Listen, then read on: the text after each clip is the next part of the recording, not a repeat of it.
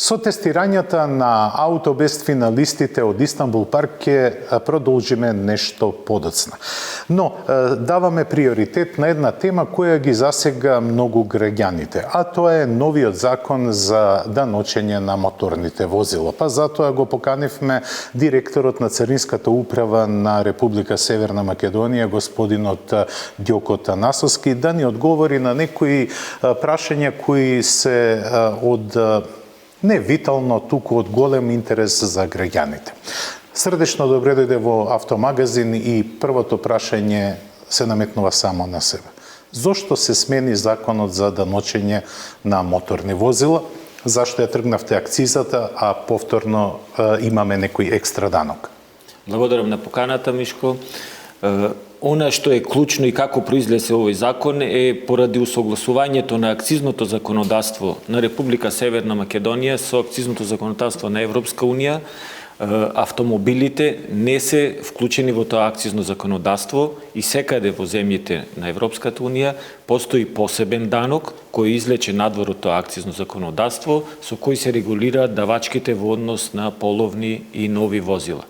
Следејќи го тој пример, Царинската управа имаше работна група која првично го спреми законот за акцизи кој беше усвоен ова лето и пристапи кон изработување на законот за посебен данок на моторни возила, што постаро се нарекува акциза, а сега ќе биде посебен данок за моторни возила. Законот се заврши и сега е во парламент, каде што очекуваме по последните информации кои ги имам од утринава, дека ова после пладне ќе биде усвоен, ќе помине во собрание, пошто следува изработка на правилник и на уредба од страна на владата со која ќе бидат дефинирани сите оние работи кои треба да бидат опфатени со подзаконските акти. А правилникот и уредбата за екстра даночење на возилата ќе се однесува само на половните, односно употребуваните возила кои ги имаме преку мерка. Околу 300.000 половни возила се внесени во последниве години во Македонија и што ќе се случи со новите возила? Дали оваа мерка, овој закон ќе помогне да се зголеми бројот на новите патнички моторни возила, бидејќи бројките на старост на возниот парк во Македонија се поразителни. Некаде околу 18 години ни е просечната старост на возниот парк. Она што е целта на овој закон и она што е доброто во сето ова е дека прв пат се вметнува во пресметката на посебниот данок за моторни возила еколошката компонента, која како што гледаме, имајќи во предвид актуелноста во овој момент на загадувањето кое е во нашата држава, се надеваме дека во наредните години ќе даде баш резултат во тој контекст да едноставно се мотивира увоз на моторни возила кои се поеколошки, отколку на моторни возила кои се помалку еколошки. Со што веруваме дека ќе имаме доста влијание во однос на намалувањето на загадувањето и со таа, како што самите рековте, промената на самата структура во возниот парк. Бидејќи сега, да бидеме искрени, од она што го имаме, например, стари податоци како 2015 година, 70% се под Евро 4 стандард. Што значи ние проблемот го имаме од претходните години, веќе ние во државата.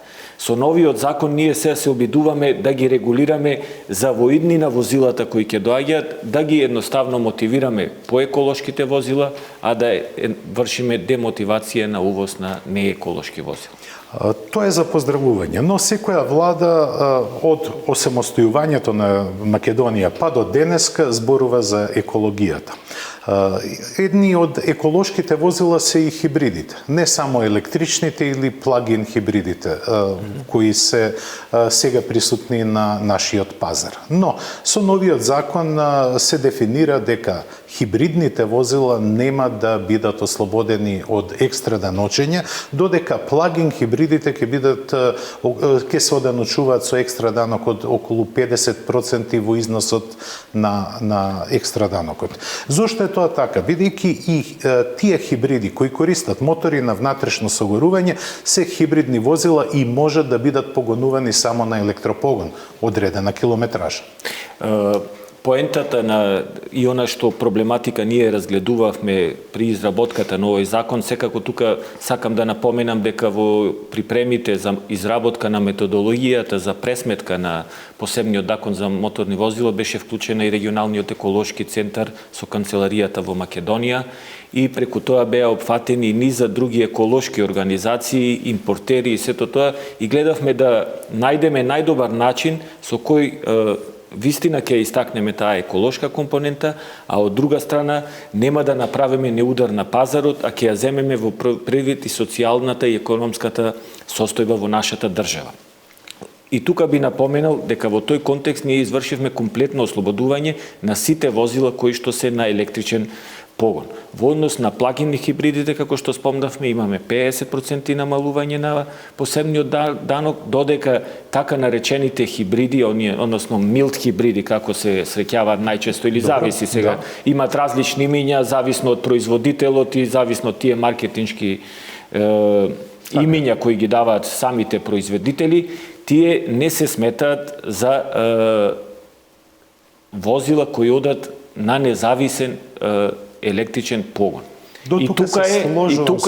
И тука е поентата на она што регулативата го дава. Да. Ослободени или ќе имаат 50% намалување сите возила кај кои користат електричен погон.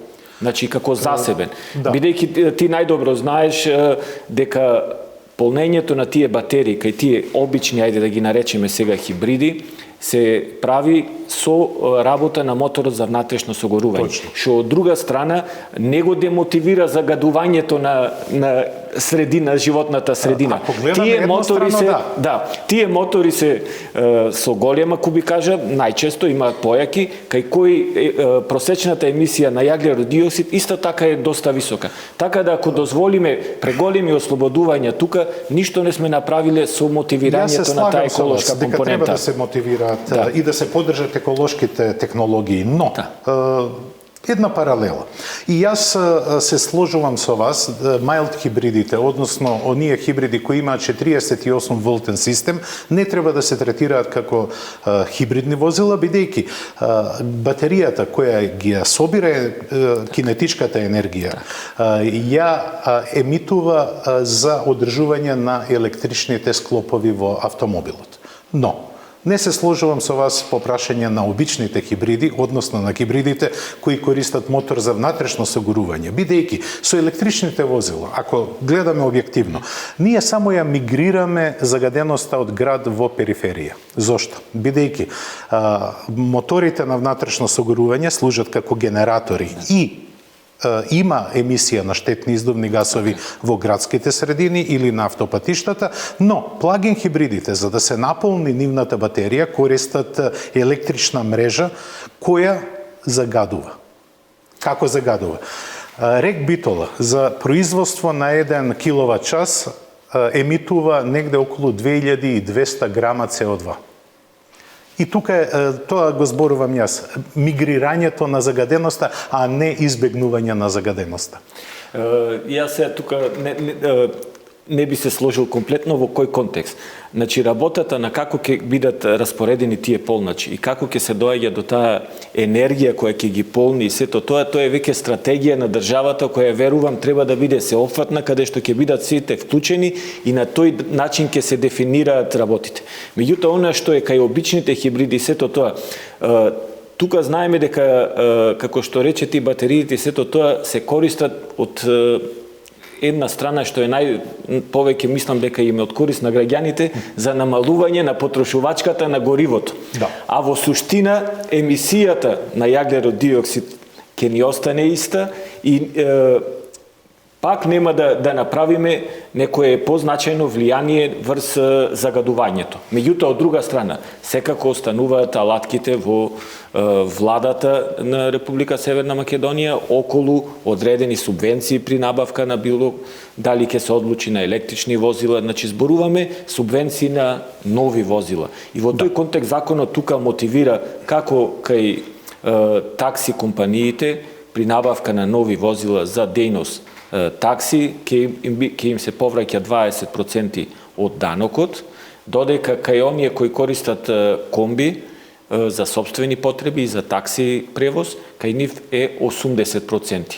И онаа неправда која ја исправаме е во однос на возилата за брза помош и погребалните возила, кои се комплетно ослободени од плаќање на данок, и исто така би ги спомнал и олдтаймерите, кои секако се ослободени од плаќање на данок за моторни возила.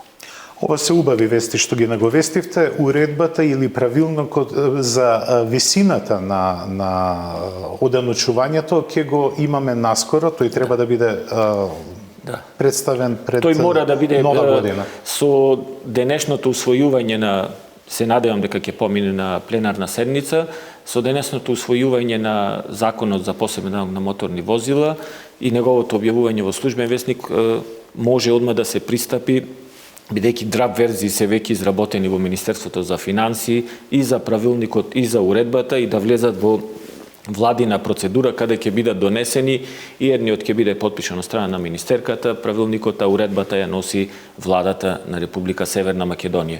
И тука се опфатени, и затоа не можеме да навлегуваме во некои дискусии околу висината на коефициентите и како биде. Можеме да кажеме општо дека намерата е да ги мотивираме набавката на поеколошки возила, а да демотивираме набавка на нееколошки возила.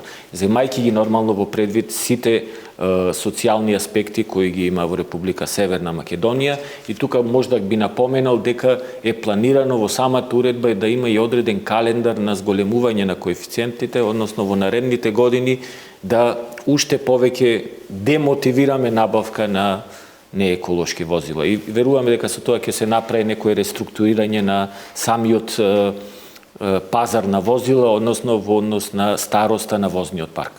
Јас како жител на Македонија искрено се надевам дека дека оваа влада и идните влади ќе одржат конзистентност во одлуките во интерес на граѓаните. Јас ви благодарам, господине Танасовски, за вашето учество во Автомагазин. Ние само ја загребавме површината на проблемите, но се надевам дека во следните емисии ќе имаме шанса да ги објасниме уредбите за екстра даночење, кои ќе бидат донесени во Добро, јас не би рекол екстра даночење, него е посебен данок, односно во земјите на ЕУ дури го нарекуваат јаглероден данок, затоа што значајна компонента е емисијата на CO2. Ви благодарам на исправката, но сепак јас народски сакам да ги поставам работите. Ние продолжуваме со Автомагазин, она што го најавивме на самиот почеток на емисијата. Имаме 3 извонредни возила кои ги тестираме на F1 патеката на Истанбул Ринг.